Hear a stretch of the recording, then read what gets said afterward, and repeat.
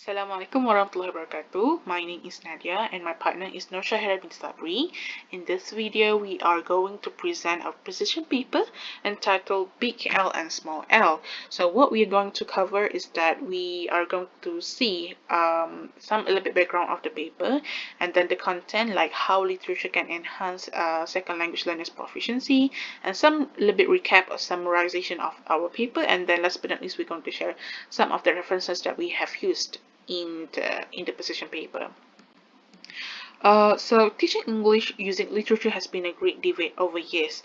In the 19th century, when the grammar translation method was the dominant teaching method, during that time they used literature mainly as a way to translate the pieces of literature from the target language to the native languages of the speakers. So later on, they found that literature actually has a important role in improving a learner's ability in language skills. So in this paper, we're going to see how literature can enhance second learner language learning proficiency in terms of their speaking skills, how it can improve their writing skills, how literature can enhance their vocabulary acquisition, and last but not least, how literature can develop their listening skills. So in terms of the speaking skills, literature do play significant role in enhance their this skill in this area, because it's found that literature such as poetry can actually improve the learner's pronunciation skills through reading out loud. And it is true because poem has lots of rhythm, rhymes, intonation that can help students to pronounce the language correctly. So in this case, we used example from Roald Dahl's television. As we can see here in the line 7, there are lots of rhyme like been, screen, about, out, so it helps students to pronounce the word correctly. And then it consists of figures of speech such as clutters, dull, and blind. And then in terms of writing skills, literature can improve their learners' writing skills in a way that it consists of lots of slang and idiom. So at the same time, learners can identify between the word spelling between American and British. Here we choose Rip Van Winkle, which is an American short story, and we can see here the word neighbor is actually spelled.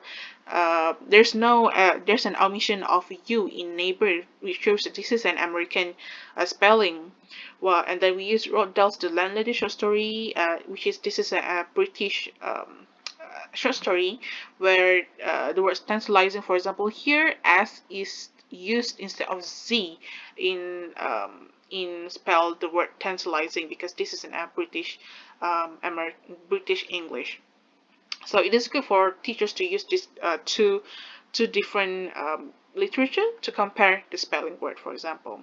So with that, I pass the floor to the next presenter, Shahira, to continue our presentation. Thank you.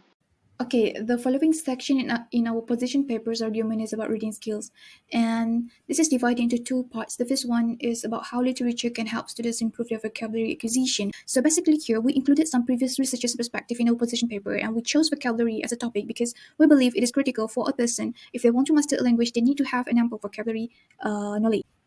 These are the previous studies that we included in our position paper, and these studies demonstrate that teaching literature can help students develop their vocabulary. The second part focuses on how reading literature can help students understand a situation and a person's behavior. This is because when students read short stories, they can form their own interpretation of the plot and characters. These are the previous studies that highlighted the issues being discussed, with the findings indicating that students begin to feel empathy for the character as well as they experience something they never had experienced before. Short story, Young Goodman Brown, is an example of a short story that makes the reader think on behalf of the character of the story. The story sounding leaves the reader wondering whether the incident happened to the main character was a dream or it really happened. Many assumptions have been made, and these assumptions have an impact on the readers because this analysis is thorough and demonstrates empathy for the character. Our next point is about listening skills, and we believe that short story and poetry activities can improve learners' listening skill in ESL classroom. So the key point in our argument here is that in order for the students not to become bored during listening session, they must be exposed to a variety of interesting activities involving literature materials such as short stories and poems. These are the previous studies that state short stories and also the use of digital media in literature class can help improve students' listening skills. Okay. A Poison Tree by William Blake, as well as Malacca River by Kwan Anton, are the poems that can be used in teaching materials in the listening class. Okay, both of these poems come from different backgrounds, but they have an impact on students who listen, because rather than listening to the poem from stanza to stanza, they must consider what the authors want to convey. This is not only improve their listening skill, but also test their critical thinking skills. So, based on our argument in our position paper, we concluded that using literature in English teaching to improve ESL students' language skills is very helpful, beneficial, and efficient.